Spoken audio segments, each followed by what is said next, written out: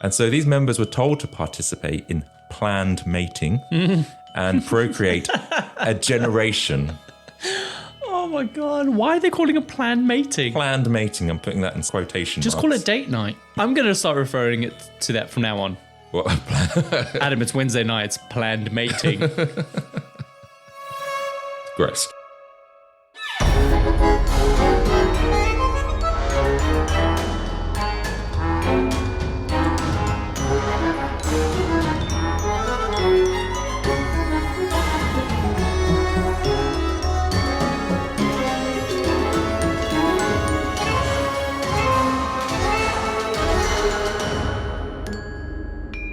Welcome to the Compendium, an assembly of ambitious yet unusual business decisions, all in an attempt to achieve lifelong happiness. Well, I have no idea what this could be about.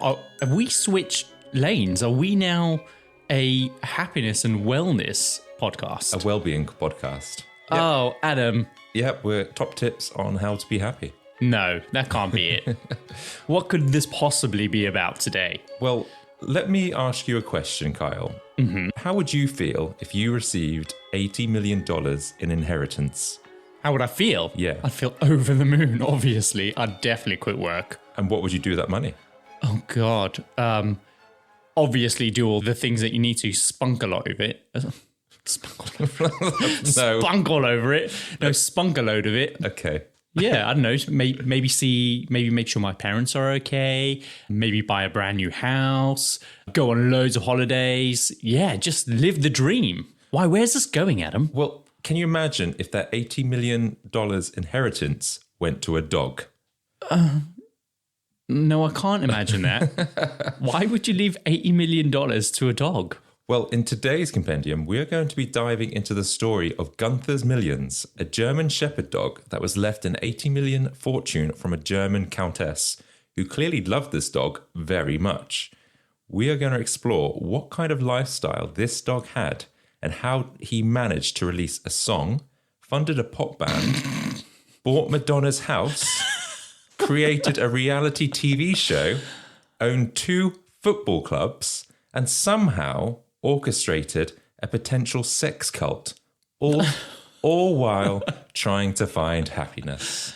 Hang on. The sex cult. Humans or other dogs? You're going to have to stay tuned to find out. God, I'm living for it. Okay, so for those who are just tuning in for the first time, I am your host for today, Adam Cox. And I'm your co-host. Hang on a minute. I'm the host. That never changes. Today I'm your host. Okay, fine. I'm your co-host, Kyle Risi. And you're listening to The Compendium, an assembly of fascinating and intriguing things. We're a weekly variety podcast where ordinarily Kyle Risi tells me all about the topic that he finds both fascinating and intriguing, from groundbreaking events to unforgettable people. But today, it's me that's doing it. And we do this in a 1 hour-ish episode, giving you just enough information to stand your ground at a social gathering. Very well done. I know. Did you memorize that? Yeah. Well done. Good for you. So, Adam, it's a new week, and it can only mean one thing. It's time for all the latest things. That time of the week where we catch up on all the latest happenings from the past week. Are you ready? Let's do it.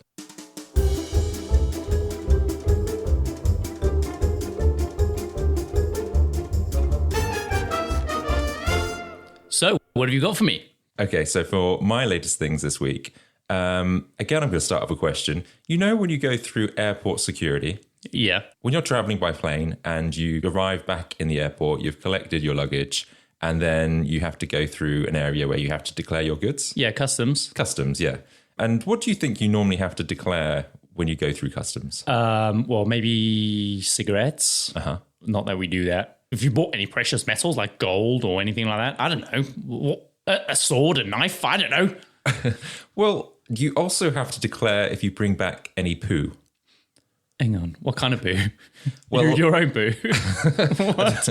I don't think you have to declare that. But if you bring back animal poo, that's maybe not native to the country, you have to declare that. Oh, I guess that kind of makes sense, really, because if you bring back fruit or veg or anything like that, you need to declare it, right? Yes. Just in case there's any, I don't know, foreign insects or anything like that on it. So poo kind of makes sense. Yeah, this happened in America. It's always America, where a box of giraffe poo was seized at an airport after a woman wanted to use it to make a necklace. She had apparently declared it, in fairness to her, and she went about all the right procedures to do it. But apparently, because there was a risk of contamination and bringing in disease into the country, she wasn't allowed to keep her poo. Oh no, God damn it. I know, but she said that she managed to bring back some moose poo and it was absolutely fine. It's because of the Canadians. The Canadian moose poo is safe, you know. But as soon as you go to Africa, it's like, whoa. Is there any Ebola in that? So, yeah, next time you pass through customs, just think you maybe should bring back some poo. What about if you're bringing back poo inside your own body? I think that's allowed. No. What about if you're bringing some poo back in your own body? So you're smuggling another animal's poo in your body? Just like what they do with cocaine. You like stick some in a condom, swallow a bunch of like poo sausages, and just hope one doesn't rupture inside kind of all the stomach juices. I mean, if she's really desperate to make some jewelry, then maybe that's what she should do next time. That's a markup right there. It's like the poo's been curing inside her stomach juices, and therefore she can charge like an extra 70% markup on the product. But that's the price you pay for poo muling. What I'm more intrigued about, actually, is what kind of jewelry is she making from bloody giraffe poo, of all things? What is that even going to look like? Well, she made necklaces from moose feces before, so maybe, I don't know, a matching bracelet to go with that. Do you think she's maybe preparing it, turning it into some kind of ceramic or some kind of clay? Ceramic-y clay little medallions. So. I can't imagine how this kind of jewelry would look pretty. It's not an emerald. It's not a ruby, is it? No. But jewelry does take many different forms anyway. Yeah. I'll be really interested to find out what she's making from it. Well, I'll see if I can find her website, her Pinterest, or what was it? Her Etsy account. Etsy account, that's it. Okay, interesting. So, for my latest thing is that it emerged recently that the first BBC presenter with a northern accent was given the job to make it harder for Nazis to impersonate newsreaders during the war. What? That's it. So it was basically an attempt to combat Nazi propaganda in the UK because during the war, the Nazis were heavily involved in disseminating propaganda around the UK. And one of the most infamous Nazi propaganda efforts targeting the UK population was through various radio broadcasts. And apparently in these broadcasts, the Germans would then take the piss out of the British, like putting on these really stupid British accents. And they would exaggerate accounts of German victories and talk about how the Germans were on the brink of winning the war. So during the war, the BBC brought in Wilfred Pickles, which is a brilliant name for a Yorkshireman, and he presented with a really strong Yorkshire accent, and the aim was to make it really challenging for the Nazis to emulate or kind of impersonate his accent. And basically, the Yorkshire accent, for one, it's really distinctive to people. Yeah, they know it instantly. And also, it was a clue or a signal to the British population that this is a legitimate kind of news article or kind of a newsreel because it had this very distinct Yorkshire accent that was very difficult for the Germans to impersonate. I love that. I love that they did that. So that's all the latest things. So what are you serving up for us today? Should we get on with the show? Let's get on with the show. It's all about Gunther, the German Shepherd dog. So he inherited $80 million from his owner back in 1992, making him the richest dog in the world, possibly the richest animal in the world. And I don't think any animal has really come close to this level of fortune, particularly for the time that this was, in $80 million in the early 90s. I think Taylor Swift's cat is supposedly worth $97 million now. How? Is she left money in a trust for a cat? I guess perhaps she's done this. I don't know. I haven't looked into the details, but supposedly she's like second or third on the list, this cat. That's so stupid. Why? What happens when the cat dies? Maybe you need to create a bloodline for that cat. Possibly to keep the lineage going. Yeah. Thing is, though, there's going to be people that are, and I'm assuming it's going to be the case with Gunther, who are in charge of his estate and are probably invested in keeping their job, because a dog only lives like 12 years, right? Mm-hmm. And then also, exactly as you said, making sure the lineage carries on. Yeah, well, that might be something that we'll cover today. But Gunther's story has quite a few plot twists. And there's a point that he was so famous that he had a doggy body double for security reasons, because there were certain public appearances that he needed to be protected, okay? Okay, like what? I don't know. He got a lot of attention at the time in the 90s. That's mental. So let's start with Gunther, this German shepherd. He has actually racked up a net worth of $400 million with all the investments and business decisions that have been made from the original $80 million that he received back in the 90s. And the thing is, though, this dog probably has no bloody clue. He has no idea what he's got. I think we'll go into it, but he has a life of luxury, so he's used to the finest things. He is, but he has no idea why. No, he doesn't. Like, where's the appreciation? Where's the gratitude? Well, I don't know. But all this money came from this German countess, and her name was Carlotta Liebenstein. Liebe Leibenstein. Yeah, that's very good. She lived in Munich, and her husband was a university professor who came to Germany as a refugee from Hungary. They got their fortune from his pharmaceutical company, which made them a lot of money. And so by the time that Carlotta dies, she had no immediate family other than her dog, Gunther III. So when she died in 1992, she left her fortune to Gunther, making him the richest dog. God. So I'm just going to show you a quick picture of Carlotta Oh, yes, please. and the dog. So you can kind of build a picture of what these people look like. And we'll put this in the show notes so you can take a look. There we go. Oh, yeah. So, I mean, she looks very opulent. Look at that fur coat, carrying a leather bag. And that dog is just a standard German shepherd, right? Yeah. I think you can swipe a couple more as well. Oh, yeah. There's her in the snow. Yeah, she just looks like a rich old lady. Yeah, there's the dog. Yeah. Yeah. Yes, that's Carlotta and Gunther. Now, of course, as you rightly pointed out already, a dog is probably not that great at money management. And it's probably not him that's making all these decisions. So the trust was set up to make sure that the money stayed with Gunther III and all the Gunthers of his bloodline. So there's been several Gunthers since, Gunther IV, Fifth and Sixth. Has there ever been any paternity disputes about his offspring? Like some illegitimate little bastard dogs coming through going, Gunther's my dad. I'm like, you got to prove it. I think there's been backup Gunthers. There's always been like a couple of heirs ready to take over in case one dies. Based on the Countess's requirements. Yeah. She's just putting on a show. We'll get into it anyway. But this trust is responsible for looking after this money and investing in it wisely, okay? Mm-hmm. And ultimately, it's so the dog is looked after and the future dogs. So Gunther at one point had 27 employees, including PR, security, an attorney, a spokesperson to speak on his behalf, because obviously he doesn't speak English. He also had... What, does he just speak German? He speaks dog. Woof. He also has a personal chef, and he would make Gunther a thick and juicy steak, which is topped with flakes of gold. Oh, God. He also has a personal assistant, and this personal assistant is essentially his owner now, who looks after him and travels with him abroad, leads him on the business decisions, all sorts. And his name is Maurizio Mian. Okay, good name. And as you might have guessed, he is Italian. And he graduated from medical school, specializing in pharmacology. Mm-hmm. He had been a university professor until the age of 37. Then he quit because I think he achieved what he needed to. And it was his parents that became friends with the Countess and her husband as they met at a conference to do with pharmaceuticals. So there's this kind of common ground which helped build their friendship over time. Mm-hmm. Maurizio knew the Countess very well and describes her as a fantastic person and that they don't make women like her anymore. Okay. Whatever that means. It's because she's classy. Classy.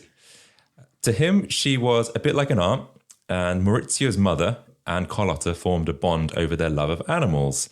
And the Countess's life wasn't a happy one because she lost her son, Gunther, to depression, and he sadly committed suicide at 26. That's sad, but I see what's happening here.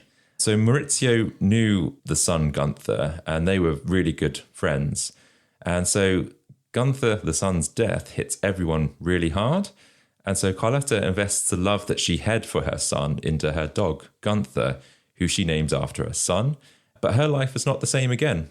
And Maurizio says that while she had all this money, it didn't buy her happiness. Mm-hmm. And so she later becomes sick and at the point where she has no direct relatives to pass this fortune on to. Initially, Maurizio's mother is put in charge of the trust. But as she got older and her health deteriorated, she asked Maurizio, her son, to take over the trust and look after the dog. And that basically opened up lots of opportunities for Maurizio And he essentially could now do whatever he wanted within reason with that money. Right. So he goes on holidays and has trips with the dog and makes all these business decisions on Gunther's behalf. Soon Gunther, through Maurizio and his team, start to own multiple properties and businesses across 2 continents, and the trust grows and grows. Hence why the offspring, Gunther, is said to be worth up to 400 million. Mm-hmm. Some of this is clearly led by Maurizio, and he wants certain property or wants to buy a boat, but the trust is making enough money that this is possible for him to have these things. Plus, Maurizio is guided by what Carletta leaves in the will. Mm-hmm. How the money is to be used is inspired by her son. So her son loved to travel, loved music, and she wanted those investments to honor her son. I see. And this all just seems really fishy. Like, he has obviously commandeered all this wealth, and he's playing within the rules that are set by the will. And like, he doesn't give a shit about this dog. He just cares about the money. And this is the way of him being able to capitalize on that wealth for himself. 100%. Well, that's an interesting theory. And that's what I think a lot of people thought, because some of the decisions that Maurizio makes, I guess he's just aligned them to what was said in the will, but there is perhaps a self-interest there that he's... 100%, because it's a bloody dog, for God's sake. And it's not even just one dog. There's like several dogs. There's offspring and all sorts. Yeah, but, I think now's a good time to talk about some of the things that Maurizio did with that money. Do it. Okay, so one of the first things he did, because Gunther the son liked music... Oh, God's sake. ...was he released a song. Do we want to hear this? We do want to hear it, and I'll tell you a little bit about it first. So the song was called Wild Dog by the Gunther Group. Okay. And the music video features random shots of the group performing, dogs running wild, and people tearing down a fence. Oh, God. Mian likens the music to the Beatles, Bob Dylan, and John Lennon. Do not liken dog music to some of the greats. Just don't do it. Just have that in mind. Okay. As we listen to just a little bit of it. Go on. I'm in suspense. Do it.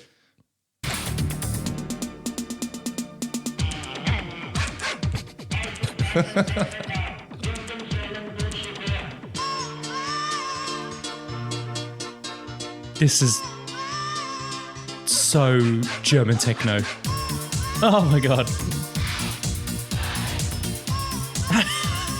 I actually really like it. It's okay. I can't hear what the words are. Something about wild dog. Okay, that is enough. Put that away. I mean, questionable dog barking aside, I like it. But I'm not quite sure it's the lyrical genius of, John Lennon and Paul McCartney. 100% not. Amazing. Yeah. So... God. And also, I should add, I don't know if that's Gunther that's providing the vocals for that track or another dog. Oh, just a stand, like a, what do you call it? Not like a ghost rider, but a ghost singer. Possibly. When someone sings on his behalf. I wonder who that was. How did they audition for that? Or was it just like a soundbite that they got from like Pixabay? Possibly. Who knows? But that song was supposed to send a message about humans and animals living in a utopian world, apparently. Maurizio, he actually says that Gunther the son would have liked that song. Yeah, but there's no way of knowing that. There's no way of knowing that. No. I doubt that. I doubt that. I mean, he has to protect his brand. He has to say that for the brand's sake. Yeah, I don't know how well it charted, and I don't think there was a follow-up song. But that didn't put a down on Maurizio's music plans. No. The first things first, the trust was looking for new properties abroad.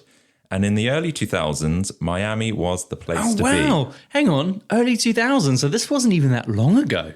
No. Damn. No. So I think the song was released in the 90s, but what happened next was in 2000s. Okay. Maurizio had set his eyes on a particular mansion. In Miami? And this mansion belonged to Madonna. Okay. Is she still living there? Well, it was up for sale, and Gunther buys it for $7.5 million in cash. Wow. In fact, there's a check that is to Madonna that is signed Gunther with his paw print. That's amazing. So this place is a 51,000 square foot plot with 100 feet of water around it. It features loads of landscaping, open water, city views and a pool, a fountain and a dock where Gunther enjoyed soaking up the sun when visiting Miami from Italy. Gunther managed to make 23 million profit when he sells the mansion in 2019. And was that because it was owned by a dog, so it had that provenance and that prestige that came with it, that novelty factor. Oh, this is owned by the world's richest dog. Yeah, that marks up the price by like 300%. I think that's an element, obviously inflation and everything. And it's been, I'd guess, 15 odd years since it was bought. So it went for about 31 million. And even Madonna commented when it was sold again. She posted a photo of her looking slightly deflated with the caption, "When you find out a dog is selling your old house for 3 times the amount you sold it for." Outstanding. It's a good investment, I think. And Maurizio says that it's one of the highlights of his life, buying that house and selling it, I think. So, yeah, a good memory. Hang on. Whose life? Maurizio's. Okay. Again, there's my point. Case in point. Gunther's like, "Where's my damn steak?" And Maurizio's like, "God damn it, Gunther, keep quiet. I got to sell this house. I don't care. I'm the world's richest dog. Where's my damn steak? Where's my chew toy? Where are my balls?" But before the mansion is sold on, it becomes a place for Maurizio's next project. And as I say, he's trying to fulfill Carletta's wishes in honouring her son. So he starts a pop group called the Burgundians. Okay. Which I think the name comes from an early Germanic tribe or a group of tribes, so possibly honouring Carlotta in that way. Now, this was listed in part of the guidance from the Countess in terms of how the money should be used, and that there should be a group formed with Gunther the dog. So she stipulated this in a will. In the will. She's batshit crazy as well. So there were these explicit instructions. They held auditions for the band, and they wanted 3 women and 2 guys, and the dog, of course. It's like a Steps S-Clubs kind of vibe, if you got that idea. Horrendous. Yeah. Well, you know, they were good for their time. But one of the guys ended up working with Gunther and the Trust for years afterwards and becomes a bit of a spokesperson. And one of the women would actually marry Maurizio, but they did later divorce. Like pop groups of the 90s and noughties, their look was important. They were young, and the idea was to have dance routines and that sort of clean image. And this was a huge opportunity for them because they had all this investment behind them. They got to live in this incredible mansion in Miami, be treated to, you know, really nice food, trips abroad. And all they had to do was follow these rules, work hard, and ensure that it was all centered around the dog. Sure. Singing and dancing coaches would visit the mansion to help them choreograph routines. However, it becomes quickly apparent that the group of people that they've got aren't necessarily the best singers nor the best dancers. They're purely there for their looks. Oh, I see. And I think some of the group knew that, but they were there to enjoy themselves and the lifestyle while it lasted. There's a bit of a revolving door with the group. Some would come and go, but there always had to be 5 members. And there were these clear casting instructions on how they had to look. Here were just some of the requirements. Go. The Gunther boys are young, good-looking, vigorous, well-built, and finely balanced. The 2 boys... Hang on. Finely balanced? What does that mean? I don't know. What the hell does by finely balanced mean? Am I finely balanced? I guess not too much body area. I don't know what that means. Does it mean that if you push me over, I'm just going to fall over? Always not well balanced. But if you push me and I like bounce back a bit, or I'm able to stay steady on my feet, is that a requirement? I think it's just like a good body, I'm guessing, is what they mean by that. See. You know, all the muscle in the right places. Right. The 2 boys should look like Gerald of G Squad or Steve of Worlds Apart. Okay, I'm assuming they're bands. Yeah, I think they are. Possibly with more muscles and blonde hair than those people, though. The 3 girls should look like Pamela Anderson, Victoria Spice Girls, etc. Etc. Like the cover girls of today's stardom, but with jaunty buttocks. And the persons of the group should offer a strong idea of beauty and almost robotic, machine-like empty image. I don't know what that actually means. Say that last bit again. So the persons of the group should offer a strong idea of beauty and almost robotic, machine-like empty image. A machine-like empty image. What does that even mean? Is that sex toy? Like sex doll vibe? I have no idea. It makes no sense. And I can't imagine these are instructions from Gunther the dog. Otherwise, that's one horny and slightly twisted dog. There is. And what I reckon is that this is all just translated from German into English. And that's why. Or Italian or whatever. Yeah. I think it probably is a bad translation there. But these members were happy to go along with that. And with some weird directions they were given, they got to go on all these trips and live that glamorous lifestyle.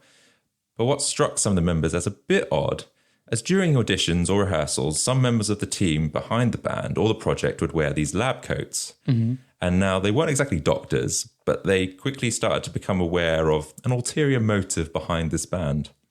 Right. There was an experiment going on. So these people within the band were monitored 24/7 with cameras and supervised sessions of how they interacted with each other, how they behaved with the dog, and there were certain requirements the group members needed to undertake to be part of this band. Okay. I think it was clear in the contract, so it wasn't like a huge surprise to them, but it was all under this guise of making a pop group. So these scientists with Maurizio were trying to remove all forms of stress from their lives to understand what brings joy to people. What are the key components for happiness? Your face. You need to get to the bloody point, because I have no idea what's happening here. So they had to live by these 13 commandments, which were somewhat related to this schedule of work that had been given. Okay. Now, I don't know if these were daily tasks, but this was some of the guidance and rules they had to follow. 3 hours for sports or swimming. Okay. 4 hours for acting, singing, dancing, show production. 2 hours for meals and execution of experiments.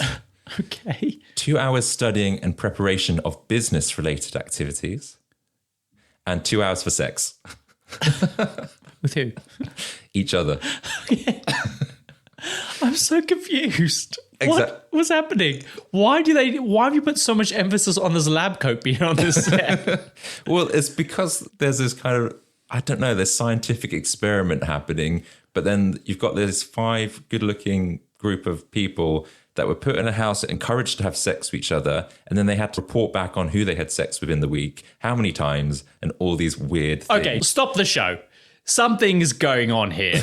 Like, this has got nothing to do with the boy band or the girl band or the pop group at all. Someone is living out their deepest, darkest, twisted sexual fantasies here, for sure, 100%. Some likened it to a sex cult. Yeah, yes. This is the sex cult you were talking about. God damn it. Apparently one time they were even given acid to see how they behaved on that as well, all in the quest to find happiness. Well, I mean, if you're having sex with a bunch of vacuant, what's the word that they use, these sex toy girls? Robotic. Robotic vacuant style women, then I don't know. How happy could you be? Or maybe you're into, I don't know. Just move on. Now, some of the group were fine. They played along with the rules, essentially, but they didn't like it when they found out that they might have been secretly filmed having sex. Right. And so that wasn't part of the deal. No. And neighbors also complained about what was going on in this mansion. So I guess if you think about it, they're in like this really nice area in Miami. Mm-hmm. And there's all these leaks in the news about this orgy mansion and stuff like that going on. And so it put like a lot of bad news and press towards the dog and everything like that. And so eventually the Burgundians was stopped and the band ceased to exist. Wow. Brought down by rich Miami neighbors. Yeah. So next up for Gunther and Maurizio. I'm not surprised. I'm not surprised. What the hell? Did they come away from that damaged at all? Did they sue? I would have sued. One of the group, like I said, married Maurizio and actually became like a business partner, even though they divorced. Well, his second wife. He's had a few wives and girlfriends. Okay, so he's already been married and then they divorced and then this is his new wife from the group. Or was she the first wife? I don't know if she was the first wife, but she was a wife that they got married at the time, but they did divorce, but they're still on good terms. They're business partners.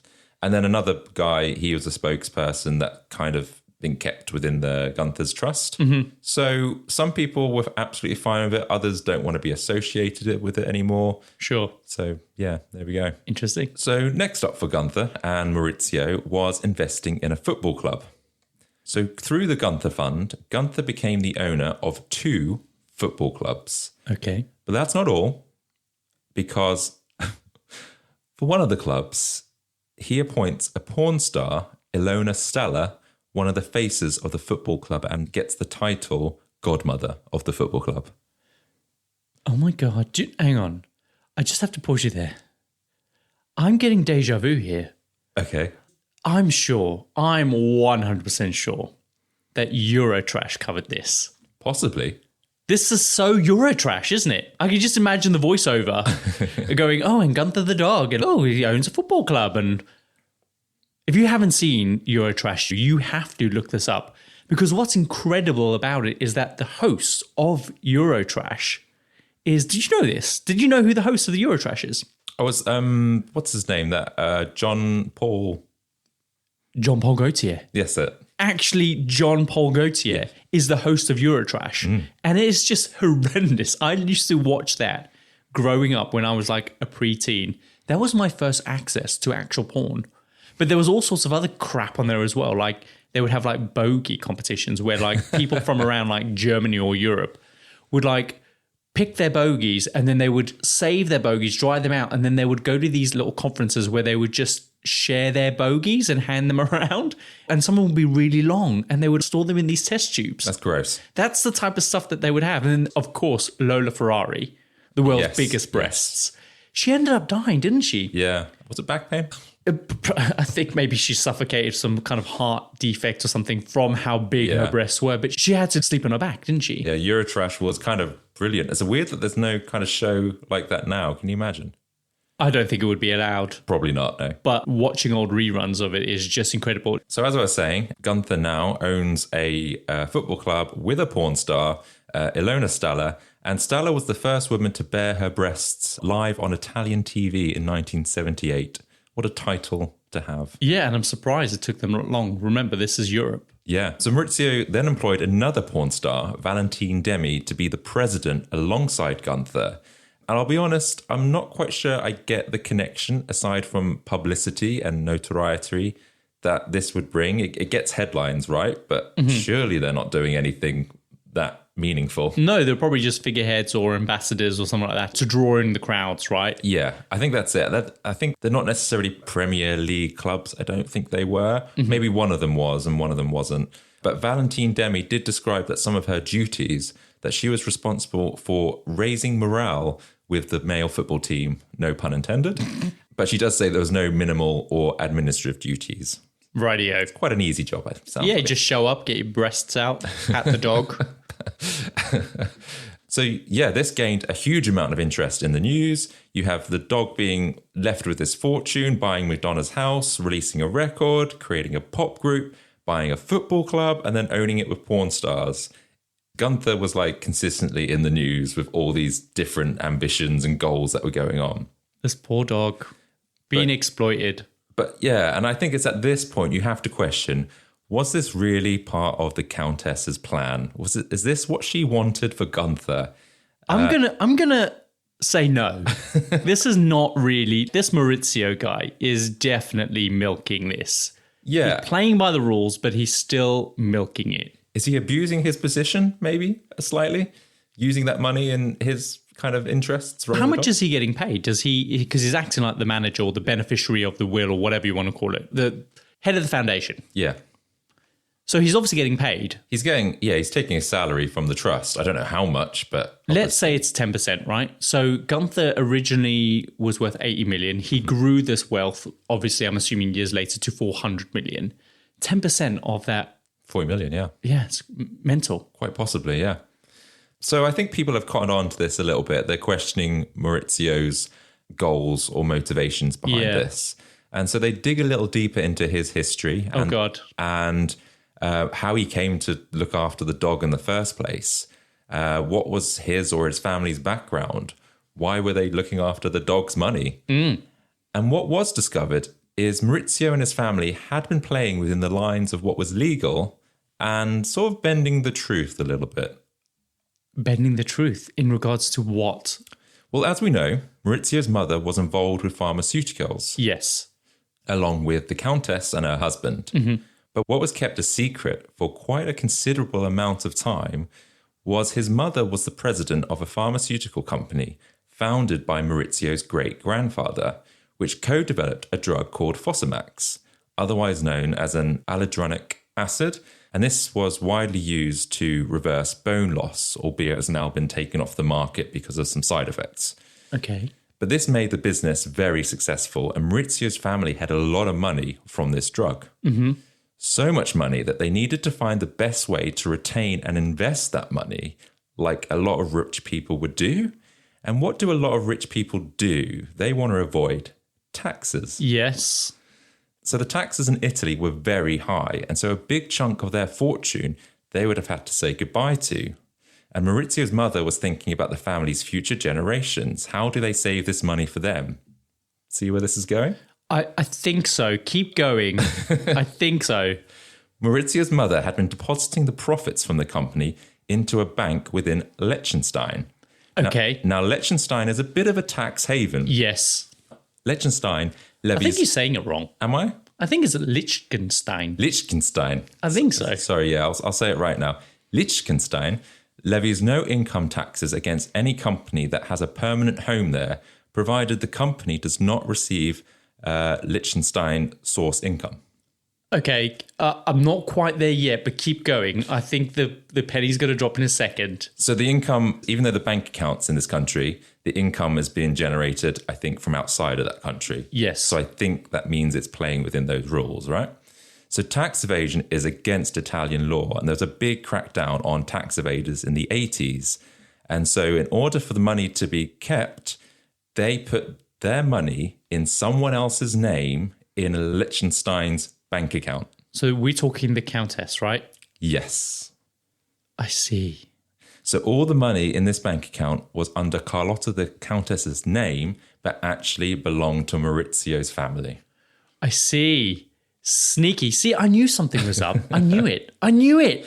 Yeah, the money was never hers in the first place. It always belonged to them. And then they needed a creative way of getting the money back to him. Mm-hmm. Oh, we'll leave it to the dog, and then I will be the beneficiary of that, or the trustee of that trust. I guess. Yeah, so it was kept with the Countess, but then when she became sick, they needed to find a way to get it back to them, hence why they set up this trust.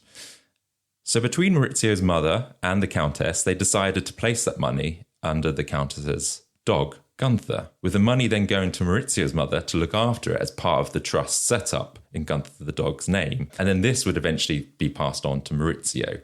Because I think, yeah, that was kind of the rules, or bending the rules with Italian law, because it's a trust, it's a pet. I'm with you. So basically, the big bloody hoax. It's a lie. This was all unraveled for the family, but because the money was put into that trust, no legal action was ever taken against Maurizio or his family. And Maurizio still wanted to honour the close relationship between the two families, the Countess and her son, Gunther. Uh-huh. And so Maurizio still talks about having such a good friendship with him. And so the intention for how the money was spent was still intended to honour Gunther. But at the same time, it was totally up to Maurizio, however he spent it. So if he wanted a yacht, he can get a yacht. If he wanted to create a pop band, he can do that. What about if he wanted to euthanize Gunther? Was this all like, but Gunther had to be alive, right? Gunther had to be alive, and they still had to commit to having that bloodline of future dogs because they needed to protect the trust for the future, right? They can't get rid of Gunther. That's part of the plan. I wonder what happens if, let's say, Gunther died and there wasn't a bloodline. What happens to that money? I guess that everything gets dissolved and then the taxes have to be paid. And I guess so. And this is why they have several backups for Gunther. So that can't happen, I guess. Yeah. Can't Gunther just create a new will and leave everything to Maurizio? I don't know. How would you sign off on that? Paul, like on the check. Yeah, that's true. So essentially, Gunther the dog is a bit of a promotional tool and a guise to not pay tax and build the family's empire for future generations, allowing Maurizio to pursue his personal projects. So yeah, that's the story of Gunther's millions. What? That's it? No. Okay. There's more. There's more. Let's do it. So Maurizio's attempt with the Burgundians didn't quite work out, but his determination to find happiness through a social experiment continued, this time in Italy. And so a reality TV show called I Magnifici Cinque, translated as The Magnificent Five. That's okay, bad, interesting. Probably pronunciation there. Yeah, it's not in your blood like it is with me, so I can forgive you for not being able to speak good Italian. All right. Mario, it's me! Yeah. Like that. See that? Yeah. Beautiful. It's like I was in Italy. Yeah. And it's the hand movements and the hand gestures that you need. You don't have it in you like I do. So it doesn't really come through. Right? You've got to like really be really animated with your hands. Not that anyone can see this, but There's a lot of animation going on. yeah, it's because it's not in your blood. Okay, back to this TV show. It aired in 2017 and it featured, might sound a bit familiar, 5 good-looking individuals. And they were put into a house, so they weren't making a pop group this time round. I guess you can think of it like a bit like Big Brother or whatever, where this group was followed around doing whatever they were doing. But this time they had to wear necklaces which measured their progress against 5 goals in life. Okay. Which were very similar to these 13 commandments that they had to do in the pop group. Yeah. So things like measuring your wealth or your fitness and physicality, sex, fame, and then one was related to science, I think. And so these values were listed on these individual necklaces, and these values would light up as they accomplished these achievements in their life. So who's deciding that? Obviously, it's not really linked to them, actually. It's scientists that are watching them and then scores them and go, yes, you can now go up to level 2 on whatever it is. And it's not in their life, it's while they're in this house, I'm assuming. Yeah, exactly that. And whilst these values are potentially important in human relationships and ambitions, they're pretty shallow in some ways, and it's not linked to anything wholesome, and it's all hedonistic, really. And so these members were told to participate in planned mating and procreate a generation. Oh my God, why are they calling it planned mating? Planned mating, I'm putting that in quotation Just marks. call it date night. But this is the weird thing. I'm going to start referring it to that from now on. What? Adam, it's Wednesday night, it's planned mating. Gross. That's not a good way to do it. So yes, we've got this planned mating, and then also they're encouraged to procreate a generation of truly happy people, which was what they were getting at is they wanted to find the key to happiness. And if these 5 people were happy, then they could all have babies and then create almost this superhuman race of people that were just happy. That was the purpose of this experiment. If you mate while you're planned mating, while you're happy, and you conceive a child during this moment of happiness, the offspring will be happy. Yep. Regardless of anything else in its life. Yep. And therefore you're ridding the world of depression and anything negative. So don't have sad sex. Don't do it. Bad babies will come out. Depressed little kids. Oh, God. So, yeah, why Maurizio is obsessed with finding happiness is kind of odd, really. He does reference Gunther, the son's depression, as a motivation, and perhaps combined with his pharmaceutical background, he does have a genuine desire to really try and crack depression and find this happiness, the key to it. And so that does sort of honour his friendship and everything with the Countess. Some, however, still criticise this experiment as weird. I mean, it is. And believe that trying to find these individuals that were truly happy to create this superior human race was just dumb. It's so dumb. Again, it's a bit like a weird cult. And this obsession really made people start to ask even more questions, because someone that is trying to find this happiness, perhaps they're not happy themselves. No. Someone completely obsessed with trying to crack this. So why? What was this truly about? Was he really doing this for Gunther the son? No, I reckon he's probably got some kind of drug lined up from this pharmaceutical company that can promise long life and happiness. How much you want to bet that's the case? Interesting theory. And there is a plot twist. Okay. It's not that. Okay. What if I told you that the German Countess is not real? What? She never existed. What do you mean? What? Okay, you need to get on with it, because I am dying. What happened? I love this story. Okay, so in fact, news about the Countess being made up had been reported multiple times throughout the 90s and the noughties. And Maurizio even admits that Countess is not real. He says that she was an avatar, and that in fact the photos of Carlotta was just one of his aunts. Really? And it's reported, but I guess it never gets enough traction in the media because the story is so like fantastical, if that's a word, that gets more attention than the actual truth. I see. But surely that can't be legal then, right? Everything that he's done by putting all this money into a trust in Liechtenstein, surely under this pretense that it's a trust from this countess, whose name was on the trust that was set up in Liechtenstein.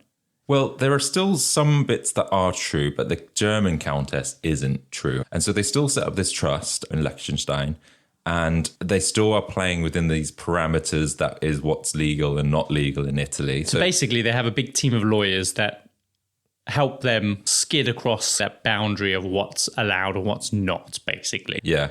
In fact, there was a German woman, so that bit is true. She's just not a countess. There's probably millions of German women. Okay, so they knew a German woman. Okay. And so there is a documentary about this, and they say that they can't reveal the true identity of this person, allegedly. Why? I don't know. I guess because obviously it's Because there's something shady going on. probably. But they said that this German woman was good friends with Maurizio's mother, and therefore a good fit to take on this role of the countess. The sly, yeah. Yeah. And that's who they used to do the bank account and everything. So that bit was true. There was a German woman. She wasn't a countess, and she didn't own Gunther the dog. Okay, so that bit's true, but it's not true that she was a countess. Yeah. So if the countess is not real, what does that mean for Gunther the son?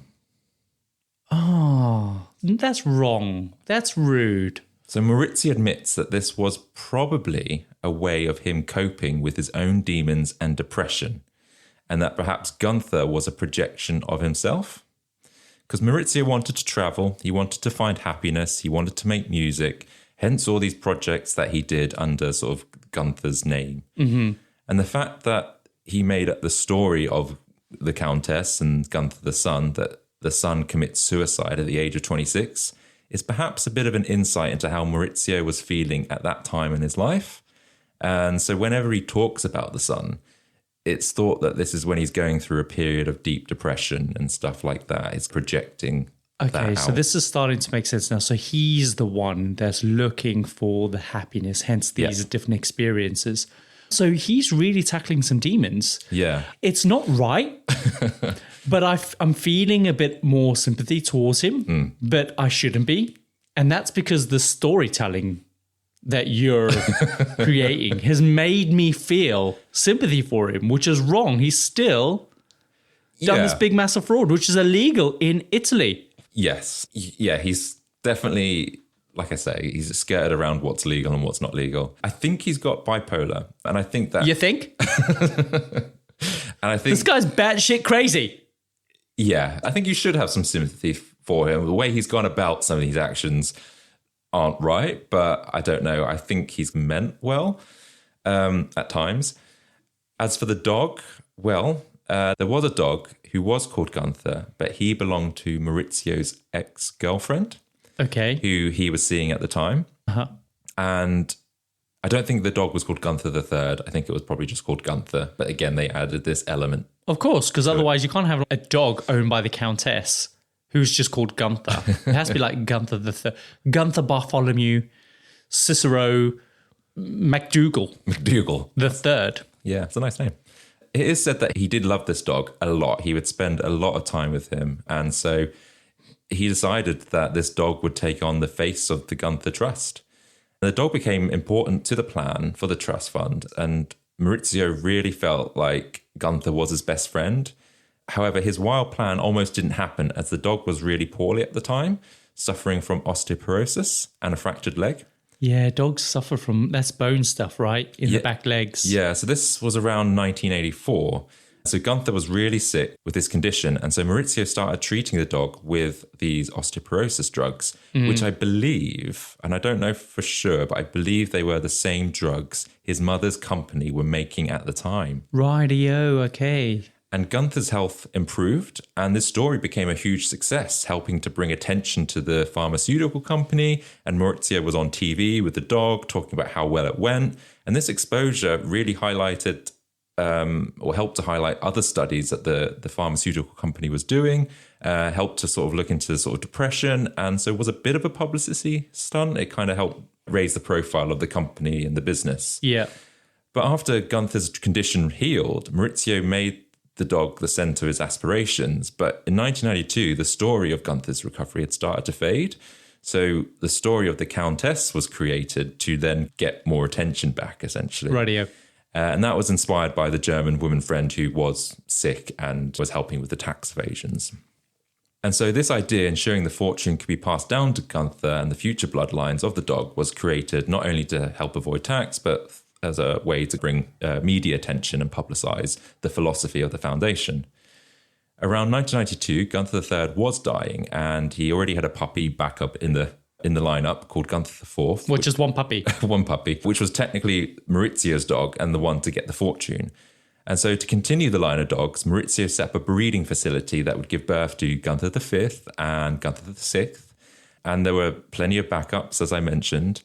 But the rumours that the subsequent... Hang on, how do they choose who's going to be the next in line? Because normally it's based on like eldest son, right? I guess so, but then But how do they know? They have to keep an eye out for like the first one to pop out. But then it might be looking at the healthiest one as well. So maybe it's not always the oldest. It might be like the most prime looking dog that they had. So do you think that if your parents were going through deciding their will and they based that on who was the fittest, healthiest offspring, which one of you four siblings do you think they would have chosen? Oh, me, totally. Kidding. Who would have been the one that they would have been like, yeah, we've got to get rid of this one. This one's the runt of the litter. No, I think we're all quite healthy. Really? You don't think it's Vicky? Anyway, there is a rumour that actually Maurizio had clones of Gunther created, but I don't know if that's just a rumour that Maurizio started to kind of create more attention and stuff like that. He sounds the sort. He does, doesn't he? He's got a record for it. In January 2020, though, Italian police rescued 50 dogs from the breeder after finding them malnourished, kept in really small and poor living conditions in Tuscany.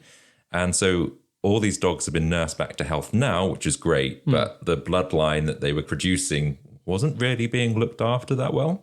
Supposedly, Maurizio was not aware of the state of the place, and I think he does show regret for what was happening to these dogs, given that I think he does generally care about animals and Gunther and everything that was going on. Poor Gunther. And so Maurizio is now on a quest to buy an island where animals in need can roam free. Sex Island!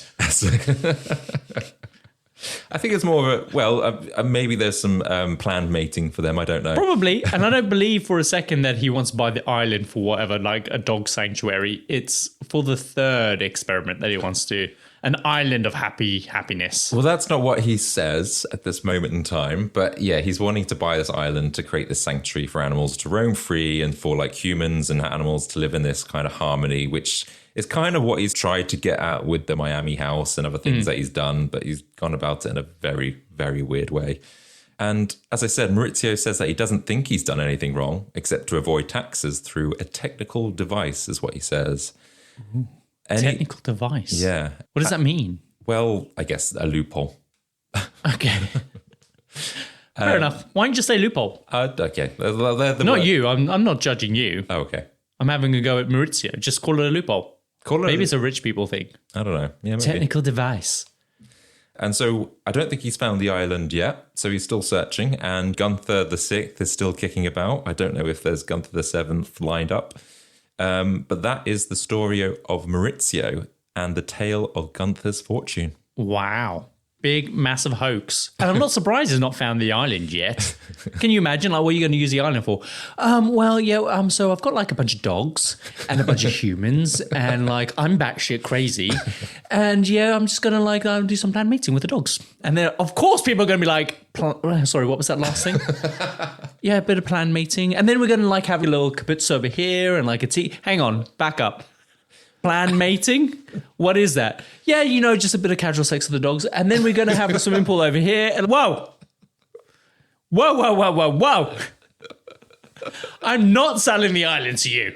And that's why he hasn't been able to find the island. Do you think he's trying to make a superhuman dog species? He's involved in pharmaceuticals. He's batshit crazy. Probably. So I've only skimmed the surface. If you want more information, then there is an excellent 4-part series of Gunther's Millions on Netflix. What? Yeah. On Netflix? On Netflix. And yeah, we'll leave some more information in the show notes if you're interested in finding out a little bit more. Wow. What a brilliant story. And do you know what? I knew from the start it was a hoax. It must have been because, like, I mean, I was captivated by it initially, but overall, these things don't really turn out. Like when there's such a fantastical story like this, it's never what you think. Do you know what I mean? So, exactly. So while it was amazing to find out that it was a big, massive hoax, I'm also not surprised in hindsight and also a little bit angry that you duped me into believing that possibly this could have been real. Well, everything I said happened in those sequence of events. I guess so. I guess so. It was really good. I loved it. Yeah, I absolutely loved researching this one. It's just, I think everyone knows that, okay, the dog can't be looking after the money and they know there's a bit more to it. It's just how much extra there is in this story, which is just, it's weird. Brilliant. So we come to the end of another episode of the Compendium, an assembly of fascinating and intriguing things. If you found today's episode both fascinating and intriguing, then please subscribe and leave us a review. And don't just stop there, schedule your episodes to download automatically. Doing this not only ensures you're always in the loop, but also boosts our visibility, helping us to serve you even more captivating tales straight to your ears. You can also follow us on Instagram at The Compendium Podcast or visit our home on the web at thecompendiumpodcast.com. We release new episodes every Tuesday, and so until then, remember, behind the facade of fortune and fantasy lies the very human search for happiness, connection. Maybe we all need a fluffy four-legged friend. Oh, Adam. That was really good. Until next week, bye. See you later.